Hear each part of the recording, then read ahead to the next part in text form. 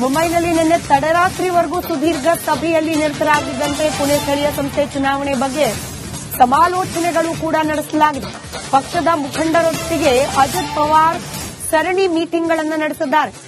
ಮುಂಜಾನೆ ಬಾರಾಮತಿ ಪ್ರಯಾಣಕ್ಕೆ ಸಜ್ಜಾಗಿದ್ದಾರೆ. ಬೆಳಗ್ಗೆ 8 ಗಂಟೆಗೆ ಈ ಜೆಟ್ ಏರಿದ್ರು. ಅಜಿತ್ ಪವಾರ್ ಅವರು ಸಮಾವೇಶವನ್ನ ಉದ್ದೇಶಿಸಿ ಮಾತನಾಡೋದಿತ್ತು. ಇವತ್ತು ಪ್ರಯಾಣ ಬೆಳೆಸಿ ಕೇವಲ 45 ನಿಮಿಷದಲ್ಲೇ ದುರಂತ ಸಂಭವಿಸಿದೆ. ಮುಂಬೈನಲ್ಲಿ ನಿನ್ನೆ ತಡರಾತ್ರಿವರೆಗೂ ಸಭೆಯನ್ನ ನಡೆಸಿದ್ದಾರೆ. ಚುನಾವಣೆಗೆ ಸಂಬಂಧಪಟ್ಟಂತೆ ಅದರ ರೂಪುರೇಷೆಗೆ ಸಂಬಂಧಪಟ್ಟಂತೆ ಚರ್ಚೆಯನ್ನ ನಡೆಸಿದ್ದಾರೆ ಅನ್ನೋ ಮಾಹಿತಿ ಇದೆ. ಸಾವು ಮಧ್ಯದಲ್ಲಿರ್ತಕ್ಕಂಥ ನಮ್ಮ ಪವಿತ್ರವಾಗಿರ್ತಕ್ಕಂಥ ಬದುಕನ್ನ ನಾವು ಯಾವ ತರದಿಂದ ಸ್ವಾರ್ಥಕತೆಯನ್ನು ಪಡ್ಕೋಬೇಕು ಅಂತಕ್ಕಂಥದ್ದು ಇವತ್ತು ಅಜಿತ್ ಪವಾರ್ ಮುಖಾಂತರ ನಾವು ತಿಳ್ಕೋಬೇಕಾಗ್ತದೆ. ಬಹುಶಃ ಬಾರಾಮತಿ ಭಾಗದಲ್ಲಿರ್ತಕ್ಕಂಥ ಅಭಿವೃದ್ಧಿ, ಅವ್ರು ಮಾಡಿರ್ತಕ್ಕಂಥ ಕಾರ್ಯಗಳು, ಸತತ 6 ಬಾರಿ ಉಪಮುಖ್ಯಮಂತ್ರಿಗಳಾಗ್ತಕ್ಕಂಥದ್ದು ಸುಲಭದ ಮಾತಲ್ಲ. ಇದು ಯಾರು ಜನರ ಮಧ್ಯದಲ್ಲಿ ಇದ್ಕೊಂಡು ಜನರ ಕಷ್ಟ ಕಾರ್ಪಣ್ಯಗಳಿಗೆ ಸ್ಪಂದನೆ ಮಾಡಿ ಅವರ ಸಮಸ್ಯೆಗಳನ್ನು ಬಗೆಹರಿಸಿ ಜನರ ಪ್ರೀತಿಯನ್ನ ಗಳಿಸಿಕೊಂಡಿರ್ತಕ್ಕಂಥ ರಾಜಕಾರಣಿಗೆ ಮಾತ್ರ ಇಂಥ ಒಂದು ಅವಕಾಶ ಸಿಗಲಿಕ್ಕೆ ಸಾಧ್ಯ ಇದೆ. ಅಂತ ಮಹಾನ್ ಕಾರ್ಯವನ್ನು ಮಾಡಿರ್ತಕ್ಕಂಥ ಅಜಿತ್ ಪವಾರ್ ಅವರು ಸಹಕಾರಿ ರಂಗದಲ್ಲಿ ತಮ್ಮದೇ ಆಗಿರ್ತಕ್ಕಂಥ ಒಂದು ಛಾಪನ್ನ ಮೂಡಿಸಿರ್ತಕ್ಕಂಥವ್ರು. ಬಹುಶಃ ನಾವೆಲ್ಲರೂ ಕೂಡ ಒಂದು ಅರ್ಥ ಮಾಡ್ಕೋಬೇಕು. ಇವತ್ತು ಅಂತ ವ್ಯಕ್ತಿ ನಮ್ಮ ಮಧ್ಯದಲ್ಲಿ ಎಲ್ಲದೇ ಇರತಕ್ಕಂಥದ್ದು ಒಂದು ಕ್ಷೇತ್ರಕ್ಕೆ ಮತ್ತು ಮಹಾರಾಷ್ಟ್ರ ರಾಜ್ಯಕ್ಕೆ ಆಗಲಿ ಮತ್ತು ಅನೇಕ ಕಡೆ ಅವರ ಒಂದು ಅಭಿಮಾನ ಬಳಗವನ್ನು ಕಟ್ಟಿರ್ತಕ್ಕಂಥ ಅವರೆಲ್ಲರಿಗೂ ಕೂಡ ಬಹಳ ದುಃಖ ಆಗಿದೆ. ಎಲ್ಲರೂ ಹೇಳಿದ್ರು ಅವರ ಆತ್ಮಕ್ಕೆ ಶಾಂತಿ ಸಿಗಲಿ, ಚಿರಶಾಂತಿ ಸಿಗಲಿ ಅಂತ. ನಾನು ಅದನ್ನ ಹೇಳಕ್ ಹೋಗಲ್ಲ. ಅಜಿತ್ ಪವಾರ್ ಅಂತ ವ್ಯಕ್ತಿ ಇನ್ನೊಮ್ಮೆ ಹುಟ್ಟಿ ಬರಲಿ ಅಂತಕ್ಕಂಥ ಮಾತನ್ನ ಈ ಸಂದರ್ಭದಲ್ಲಿ ನಾನು ಹೇಳಲಿಕ್ಕೆ ಬಯಸ್ತೀನಿ. ಯಾಕಂದ್ರೆ ಅಂತ ವ್ಯಕ್ತಿಗಳು ದೇಶದಲ್ಲಿ, ರಾಜ್ಯದಲ್ಲಿ ಇರಬೇಕಾಗಿರ್ತಕ್ಕಂಥದ್ದು ನಮ್ಗೆಲ್ರಿಗೂ ಕೂಡ ಒಂದು ಸ್ವಾಭಿಮಾನಕ್ಕೆ ಒಂದು ಒಳ್ಳೆಯ ಹೆಸರು ತರ್ತಕ್ಕಂಥವ್ರು. ನಾನು ಅಜಿತ್ ಪವಾರ್ ಅವರು ಇವತ್ತು ಜಡವಾದ ಶರೀರವನ್ನು ಬಿಟ್ಟು ಸೂಕ್ಷ್ಮ ಶರೀರದೊಂದಿಗೆ ಬೇಗ ಹೋಗಿರಬಹುದು. ಅವರ ಸೂಕ್ಷ್ಮ ಶರೀರ ಇನ್ನೊಂದು ಜಡವಾದ ಶರೀರದಲ್ಲಿ ಸೇರ್ಪಡೆಯಾಗಿ ಮತ್ತೆ ಈ ಭೂಮಿಗೆ ಬರಲಿ, ಆ ಭಾಗದಲ್ಲಿ ಇನ್ನಷ್ಟು ಅವರ ಸೇವೆ ಸಿಗಲಿ ಅವರ ಮುಖಾಂತರ ಅಂತಕ್ಕಂಥ ಮಾತನ್ನ ಈ ಸಂದರ್ಭದಲ್ಲಿ ಹೇಳಿ, ಅಂತ ರಾಜಕಾರಣಿಗಳು ಒಬ್ಬ ಮಾಡೆಲ್ ರಾಜಕಾರಣಿ, ಒಬ್ಬ ಅಂತವ್ರನ್ನ ನೋಡಿ ನಾವು ಬಹಳಷ್ಟು ಕಲಿತಕ್ಕಂಥ ಅನೇಕ ವಿಚಾರಗಳನ್ನು ನಾವು ನೋಡಿದ್ವಿ. ಅಂತ ಅಜಿತ್ ಪವಾರ್ ಅವರು ಮತ್ತೊಮ್ಮೆ ಹುಟ್ಟಿ ಬರಲಿ ಅಂತಕ್ಕಂಥ ಮಾತನ್ನ ಈ ಸಂದರ್ಭದಲ್ಲಿ ಹೇಳಿ ನನ್ನ ಮಾತು ವಿರಾಮ ಕೊಡ್ತೀನಿ. ಒಂದು ನಿಮಿಷ ಮೌನ ವಹಿಸಿ.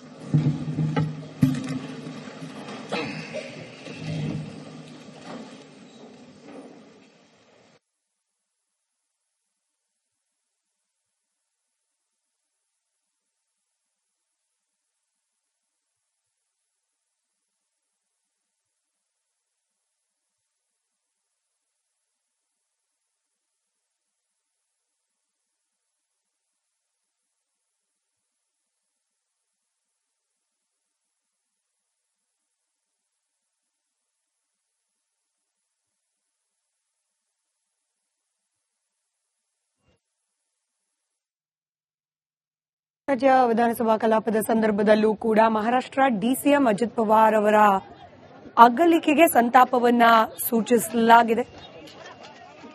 ಎಚ್.ಕೆ. ಪಾಟೀಲ್ ಸೇರಿದಂತೆ, ಲಕ್ಷ್ಮೀ ಹೆಬ್ಬಾಳ್ಕರ್ ಸೇರಿದಂತೆ ರಾಜ್ಯದ ಅನೇಕ ನಾಯಕರು ಅಜಿತ್ ಪವಾರ್ ಅವರಿಗೆ ಸಂತಾಪವನ್ನ ಸೂಚಿಸಿದ್ರು. ಹಾಗೆ ಕೇಂದ್ರ ಸಚಿವ ಕುಮಾರಸ್ವಾಮಿ ಕೂಡ ಮಾತನಾಡಿದ್ದಾರೆ. ತಮ್ಮದೇ ಮಾತುಗಳಲ್ಲಿ ಸಂತಾಪವನ್ನ ವ್ಯಕ್ತಪಡಿಸಿದ್ದಾರೆ. ಕೇಳೋಣ. ಮುಂಬೈನಲ್ಲಿ ನಿನ್ನೆ ತಡರಾತ್ರಿವರೆಗೂ ಸುದೀರ್ಘ ಸಭೆಯಲ್ಲಿ ನಿರತರಾಗಿದ್ದಂತೆ ಪುಣೆ ಸ್ಥಳೀಯ ಸಂಸ್ಥೆ ಚುನಾವಣೆ ಬಗ್ಗೆ ಸಮಾಲೋಚನೆಗಳು ಕೂಡ ನಡೆಸಲಾಗಿದೆ.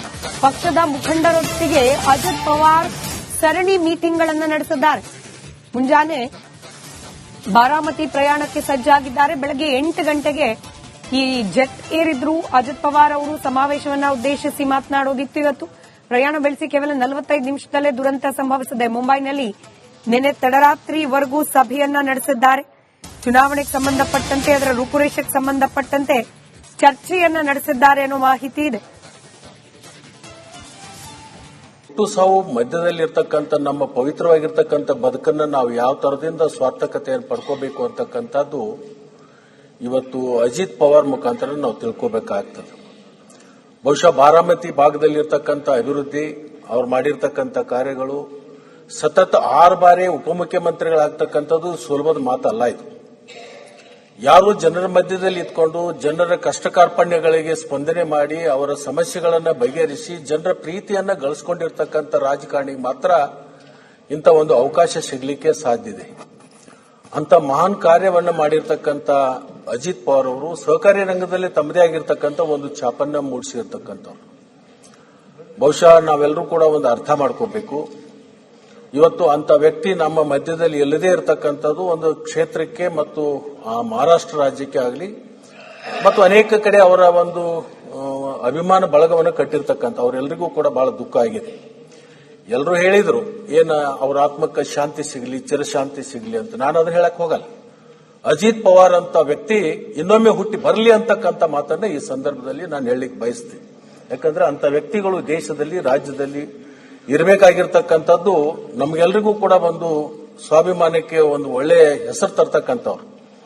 ನಾನು ಅಜಿತ್ ಪವಾರ್ ಅವರು ಇವತ್ತು ಜಡವಾದ ಶರೀರವನ್ನು ಬಿಟ್ಟು ಸೂಕ್ಷ್ಮ ಶರೀರದೊಂದಿಗೆ ಬೇಗ ಹೋಗಿರಬಹುದು.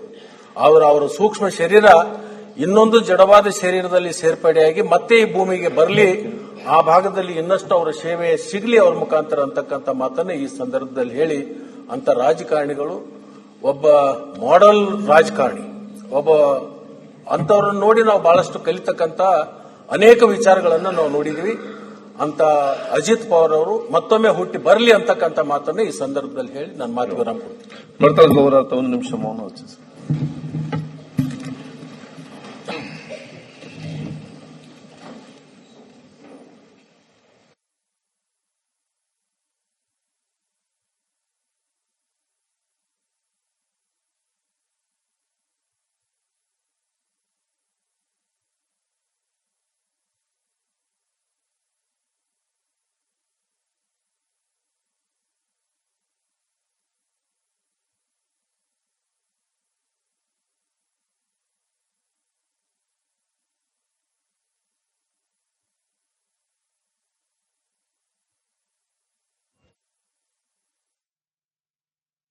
ರಾಜ್ಯ ವಿಧಾನಸಭಾ ಕಲಾಪದ ಸಂದರ್ಭದಲ್ಲೂ ಕೂಡ ಮಹಾರಾಷ್ಟ್ರ ಡಿಸಿಎಂ ಅಜಿತ್ ಪವಾರ್ ಅವರ ಅಗಲಿಕೆಗೆ ಸಂತಾಪವನ್ನ ಸೂಚಿಸಲಾಗಿದೆ.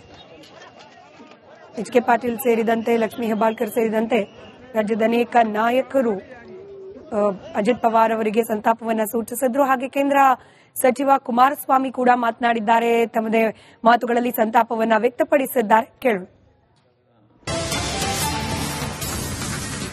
ಮುಂಬೈನಲ್ಲಿ ನಿನ್ನೆ ತಡರಾತ್ರಿವರೆಗೂ ಸುದೀರ್ಘ ಸಭೆಯಲ್ಲಿ ನಿರತರಾಗಿದ್ದಂತೆ ಪುಣೆ ಸ್ಥಳೀಯ ಸಂಸ್ಥೆ ಚುನಾವಣೆ ಬಗ್ಗೆ ಸಮಾಲೋಚನೆಗಳು ಕೂಡ ನಡೆಸಲಾಗಿದೆ. ಪಕ್ಷದ ಮುಖಂಡರೊಟ್ಟಿಗೆ ಅಜಿತ್ ಪವಾರ್ ಸರಣಿ ಮೀಟಿಂಗ್ಗಳನ್ನು ನಡೆಸಿದ್ದಾರೆ. ಮುಂಜಾನೆ ಬಾರಾಮತಿ ಪ್ರಯಾಣಕ್ಕೆ ಸಜ್ಜಾಗಿದ್ದಾರೆ. ಬೆಳಗ್ಗೆ 8 ಗಂಟೆಗೆ ಈ ಜೆಟ್ ಏರಿದ್ರು. ಅಜಿತ್ ಪವಾರ್ ಅವರು ಸಮಾವೇಶವನ್ನ ಉದ್ದೇಶಿಸಿ ಮಾತನಾಡೋದಿತ್ತು. ಇವತ್ತು ಪ್ರಯಾಣ ಬೆಳೆಸಿ ಕೇವಲ 45 ನಿಮಿಷದಲ್ಲೇ ದುರಂತ ಸಂಭವಿಸಿದೆ. ಮುಂಬೈನಲ್ಲಿ ನಿನ್ನೆ ತಡರಾತ್ರಿವರೆಗೂ ಸಭೆಯನ್ನ ನಡೆಸಿದ್ದಾರೆ. ಚುನಾವಣೆಗೆ ಸಂಬಂಧಪಟ್ಟಂತೆ, ಅದರ ರೂಪುರೇಷೆಗೆ ಸಂಬಂಧಪಟ್ಟಂತೆ ಚರ್ಚೆಯನ್ನ ನಡೆಸಿದ್ದಾರೆ ಅನ್ನೋ ಮಾಹಿತಿ ಇದೆ. ಸಾವು ಮಧ್ಯದಲ್ಲಿರ್ತಕ್ಕಂಥ ನಮ್ಮ ಪವಿತ್ರವಾಗಿರ್ತಕ್ಕಂಥ ಬದುಕನ್ನು ನಾವು ಯಾವ ತರದಿಂದ ಸಾರ್ಥಕತೆಯನ್ನು ಪಡ್ಕೋಬೇಕು ಅಂತಕ್ಕಂಥದ್ದು ಇವತ್ತು ಅಜಿತ್ ಪವಾರ್ ಮುಖಾಂತರ ನಾವು ತಿಳ್ಕೋಬೇಕಾಗ್ತದೆ. ಬಹುಶಃ ಬಾರಾಮತಿ ಭಾಗದಲ್ಲಿರ್ತಕ್ಕಂಥ ಅಭಿವೃದ್ಧಿ, ಅವ್ರು ಮಾಡಿರ್ತಕ್ಕಂಥ ಕಾರ್ಯಗಳು, ಸತತ 6 ಬಾರಿ ಉಪಮುಖ್ಯಮಂತ್ರಿಗಳಾಗ್ತಕ್ಕಂಥದ್ದು ಸುಲಭದ ಮಾತಲ್ಲ. ಇದು ಯಾರು ಜನರ ಮಧ್ಯದಲ್ಲಿ ಇದ್ಕೊಂಡು ಜನರ ಕಷ್ಟ ಕಾರ್ಪಣ್ಯಗಳಿಗೆ ಸ್ಪಂದನೆ ಮಾಡಿ ಅವರ ಸಮಸ್ಯೆಗಳನ್ನು ಬಗೆಹರಿಸಿ ಜನರ ಪ್ರೀತಿಯನ್ನ ಗಳಿಸಿಕೊಂಡಿರ್ತಕ್ಕಂಥ ರಾಜಕಾರಣಿಗೆ ಮಾತ್ರ ಇಂಥ ಒಂದು ಅವಕಾಶ ಸಿಗಲಿಕ್ಕೆ ಸಾಧ್ಯ ಇದೆ. ಅಂತ ಮಹಾನ್ ಕಾರ್ಯವನ್ನು ಮಾಡಿರ್ತಕ್ಕಂಥ ಅಜಿತ್ ಪವಾರ್ ಅವರು ಸಹಕಾರಿ ರಂಗದಲ್ಲಿ ತಮ್ಮದೇ ಆಗಿರ್ತಕ್ಕಂಥ ಒಂದು ಛಾಪನ್ನ ಮೂಡಿಸಿರ್ತಕ್ಕಂಥವ್ರು. ಬಹುಶಃ ನಾವೆಲ್ಲರೂ ಕೂಡ ಒಂದು ಅರ್ಥ ಮಾಡ್ಕೋಬೇಕು. ಇವತ್ತು ಅಂತ ವ್ಯಕ್ತಿ ನಮ್ಮ ಮಧ್ಯದಲ್ಲಿ ಎಲ್ಲದೇ ಇರತಕ್ಕಂಥದ್ದು ಒಂದು ಕ್ಷೇತ್ರಕ್ಕೆ ಮತ್ತು ಮಹಾರಾಷ್ಟ್ರ ರಾಜ್ಯಕ್ಕೆ ಆಗಲಿ ಮತ್ತು ಅನೇಕ ಕಡೆ ಅವರ ಒಂದು ಅಭಿಮಾನ ಬಳಗವನ್ನು ಕಟ್ಟಿರ್ತಕ್ಕಂಥ ಅವರೆಲ್ಲರಿಗೂ ಕೂಡ ಬಹಳ ದುಃಖ ಆಗಿದೆ. ಎಲ್ಲರೂ ಹೇಳಿದ್ರು ಅವ್ರ ಆತ್ಮಕ್ಕೆ ಶಾಂತಿ ಸಿಗಲಿ, ಚಿರಶಾಂತಿ ಸಿಗಲಿ ಅಂತ. ನಾನು ಅದನ್ನ ಹೇಳಕ್ ಹೋಗಲ್ಲ. ಅಜಿತ್ ಪವಾರ್ ಅಂತ ವ್ಯಕ್ತಿ ಇನ್ನೊಮ್ಮೆ ಹುಟ್ಟಿ ಬರಲಿ ಅಂತಕ್ಕಂಥ ಮಾತನ್ನ ಈ ಸಂದರ್ಭದಲ್ಲಿ ನಾನು ಹೇಳಲಿಕ್ಕೆ ಬಯಸ್ತೀನಿ. ಯಾಕಂದ್ರೆ ಅಂತ ವ್ಯಕ್ತಿಗಳು ದೇಶದಲ್ಲಿ, ರಾಜ್ಯದಲ್ಲಿ ಇರಬೇಕಾಗಿರ್ತಕ್ಕಂಥದ್ದು ನಮ್ಗೆಲ್ರಿಗೂ ಕೂಡ ಒಂದು ಸ್ವಾಭಿಮಾನಕ್ಕೆ ಒಂದು ಒಳ್ಳೆ ಹೆಸರು ತರ್ತಕ್ಕಂಥವ್ರು. ನಾನು ಅಜಿತ್ ಪವಾರ್ ಅವರು ಇವತ್ತು ಜಡವಾದ ಶರೀರವನ್ನು ಬಿಟ್ಟು ಸೂಕ್ಷ್ಮ ಶರೀರದೊಂದಿಗೆ ಬೇಗ ಹೋಗಿರಬಹುದು. ಅವರ ಸೂಕ್ಷ್ಮ ಶರೀರ ಇನ್ನೊಂದು ಜಡವಾದ ಶರೀರದಲ್ಲಿ ಸೇರ್ಪಡೆಯಾಗಿ ಮತ್ತೆ ಈ ಭೂಮಿಗೆ ಬರಲಿ, ಆ ಭಾಗದಲ್ಲಿ ಇನ್ನಷ್ಟು ಅವರ ಸೇವೆ ಸಿಗಲಿ ಅವ್ರ ಮುಖಾಂತರ ಅಂತಕ್ಕಂಥ ಮಾತನ್ನ ಈ ಸಂದರ್ಭದಲ್ಲಿ ಹೇಳಿ, ಅಂತ ರಾಜಕಾರಣಿಗಳು ಒಬ್ಬ ಮಾಡೆಲ್ ರಾಜಕಾರಣಿ, ಒಬ್ಬ ಅಂತವ್ರನ್ನ ನೋಡಿ ನಾವು ಬಹಳಷ್ಟು ಕಲಿತಕ್ಕಂಥ ಅನೇಕ ವಿಚಾರಗಳನ್ನು ನಾವು ನೋಡಿದ್ವಿ. ಅಂತ ಅಜಿತ್ ಪವಾರ್ ಅವರು ಮತ್ತೊಮ್ಮೆ ಹುಟ್ಟಿ ಬರಲಿ ಅಂತಕ್ಕಂಥ ಮಾತನ್ನ ಈ ಸಂದರ್ಭದಲ್ಲಿ ಹೇಳಿ ನನ್ನ ಮಾತು ವಿರಾಮ ಕೊಡ್ತೀನಿ. ಗೌರವ ಒಂದು ನಿಮಿಷ ಮೌನ ವಹಿಸಿ.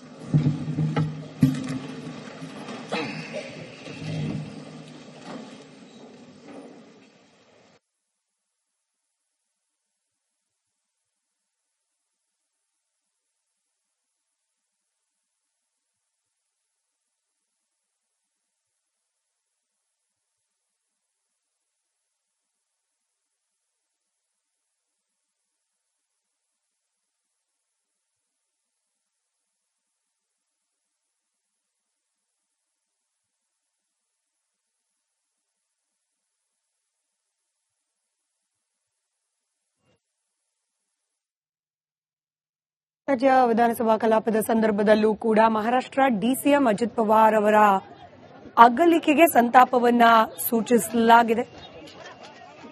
ಎಚ್ ಕೆ ಪಾಟೀಲ್ ಸೇರಿದಂತೆ, ಲಕ್ಷ್ಮೀ ಹೆಬ್ಬಾಳ್ಕರ್ ಸೇರಿದಂತೆ ರಾಜ್ಯದ ಅನೇಕ ನಾಯಕರು ಅಜಿತ್ ಪವಾರ್ ಅವರಿಗೆ ಸಂತಾಪವನ್ನ ಸೂಚಿಸಿದ್ರು. ಹಾಗೆ ಕೇಂದ್ರ ಸಚಿವ ಕುಮಾರಸ್ವಾಮಿ ಕೂಡ ಮಾತನಾಡಿದ್ದಾರೆ, ತಮ್ಮದೇ ಮಾತುಗಳಲ್ಲಿ ಸಂತಾಪವನ್ನ ವ್ಯಕ್ತಪಡಿಸಿದ್ದಾರೆ. ಕೇಳೋಣ.